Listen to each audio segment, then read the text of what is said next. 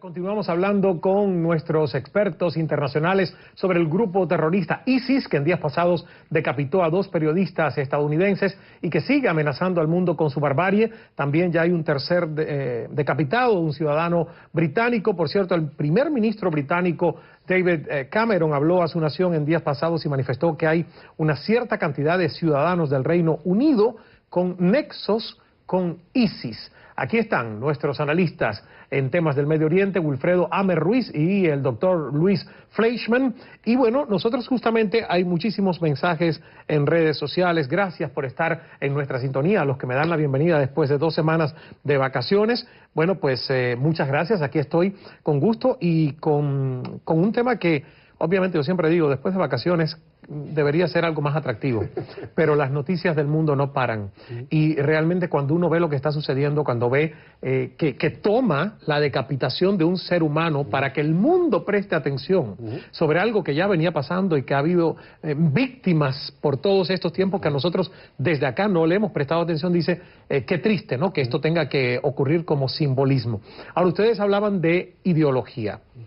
Realmente, ¿cuál es la ideología de ISIS y por qué pueden irse, por ejemplo, a Frankfurt, Alemania, que alguien me ponía en Twitter que vio un documental de cómo ellos reclutan adolescentes occidentales en otras partes del mundo, y estos jóvenes en Alemania pueden acceder a este llamado y ser parte de una organización terrorista? Luis.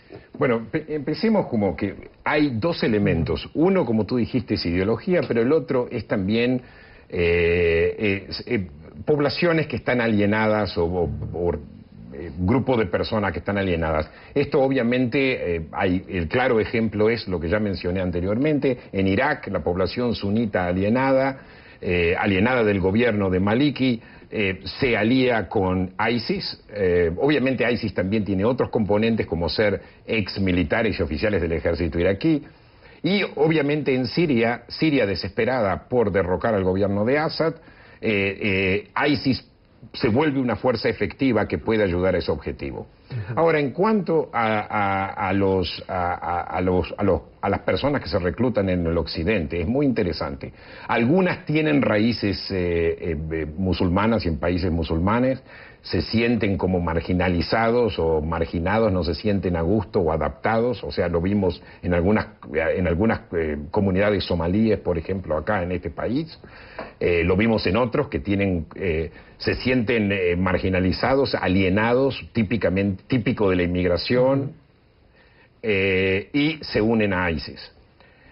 Otros pueden ser un simple sentimiento de marginalización, y estoy seguro que ahí hay también gente que, por ejemplo, no tiene ningún fondo musulmán, o sea, no tiene ninguna, no tienen una historia, digamos, de venir de familias musulmanas, que también se unen a esta pelea simplemente por también o por alienación o buscando algún tipo de aventura.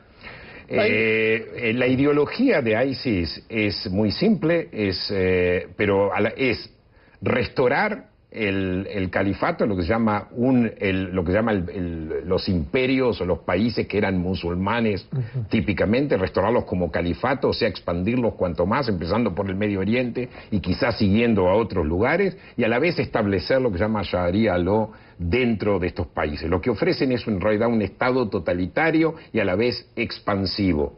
Una especie de nueva Unión Soviética, pero islamista, no comunista. O sea, y hay otro método, y particularmente esto lo estamos viendo en los territorios que ISIS va ocupando, que es lo que yo llamo metodología hitlerista. O sea, entran sembrando el terror, si hay un mínimo de resistencia, recurren a la ejecución en masa para intimidar a las poblaciones y hacerlas parte de ellos. También existen lo que se llama expulsiones en masa. Esto lo hemos visto también en territorios donde ISIS va entrando.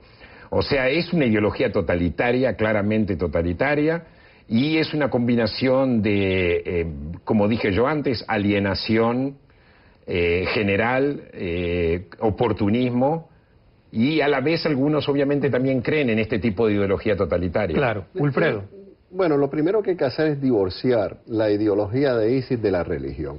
La religión es un pretexto de reclutamiento, ¿verdad?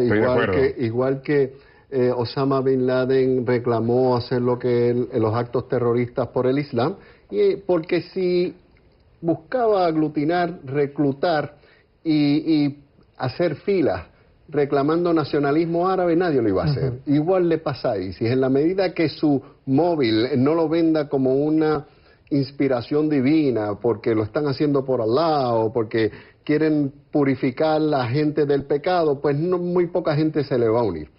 ¿Por qué pueden reclutar? El primer elemento es porque tienen mucho dinero. Hay unos estimados que dicen que ISIS tiene control de sobre 2 billones de dólares. Bueno, yo estaba leyendo que decía por acá 3 millones 3 diarios. millones diarios. 3 millones diarios. Porque controlan, o sea, 3 millones de dólares diarios. Mayormente por contrabando de petróleo y extorsión. Controlan pozos de petróleo, claro. Y hay un mercado negro abierto. Pozos de petróleo. Y hay un mercado negro abierto a comprárselo, ¿verdad? Claro. Más tienen las armas, la mayoría de ellas, de Estados Unidos, que dimos para armar los iraquíes, y ellos se hicieron de esas armas. Robaron bancos. Los bancos de Mosul, hay un estimado que robaron cerca de 600, 800 millones de dólares de los bancos de Mosul solamente.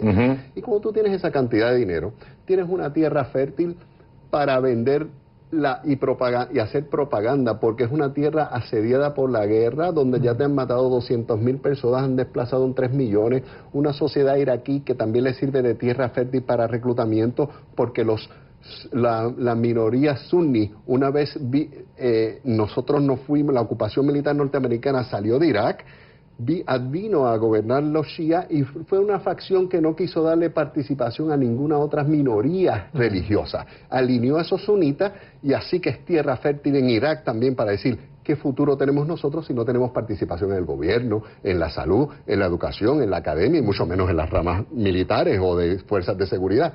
Y arrinconaron, por un lado, la población siria asediada con muerte, destrucción, y como por el criminal de guerra de Bashar al-Assad, y por otro lado, unas minorías significativas iraquíes que están alineadas sin participación.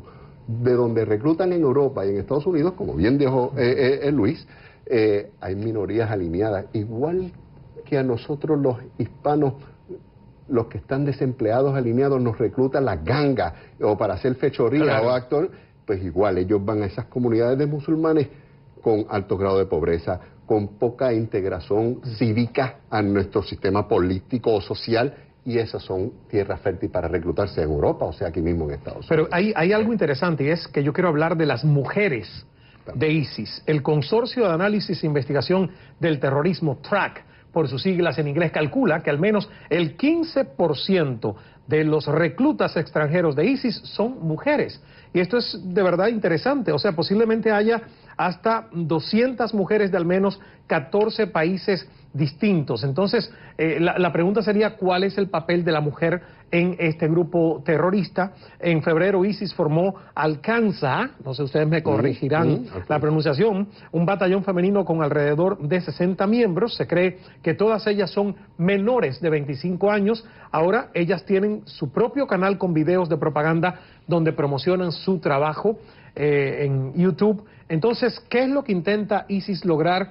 Y sobre todo, las mujeres, ¿cuál es el atractivo de las mujeres dentro de esta organización? Diversificar su fuerza, tener árabes del Medio Oriente, de Siria y Irak, tener musulmanes del resto del mundo, las mujeres con roles prominentes, porque ISIS, de donde opera, por ejemplo, en Raqqa, eso es una ciudad, Ismael, de 500.000 de habitantes. En esa ciudad donde ya están operando, y es su centro de control desde hace más de año y medio, todo funciona.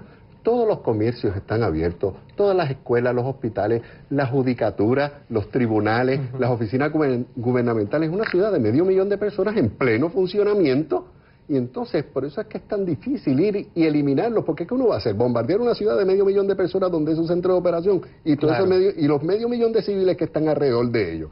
Por eso es que ISIS es una fuerza que a lo sumo podremos controlar o contener, pero yo dudo que con la voluntad y el desgaste que ha habido de la fuerza de la intervención occidental, que ya la gente está hastiada de guerras en el Medio Oriente, porque se pelearon guerras innecesarias, pues ya cuando en realidad es necesario, ya todo el mundo está desgastado y no está dispuesto a poner las vidas de nuestros norteamericanos en sacrificio, porque ya fuimos a pelear guerras innecesarias en Irak. Claro, y en Afganistán. Bueno, no tenemos que hacer un punto final, porque de esto vamos a seguir hablando de seguro, pero doctor Fleischman, unas reflexiones finales antes de cerrar el tema por esta ocasión.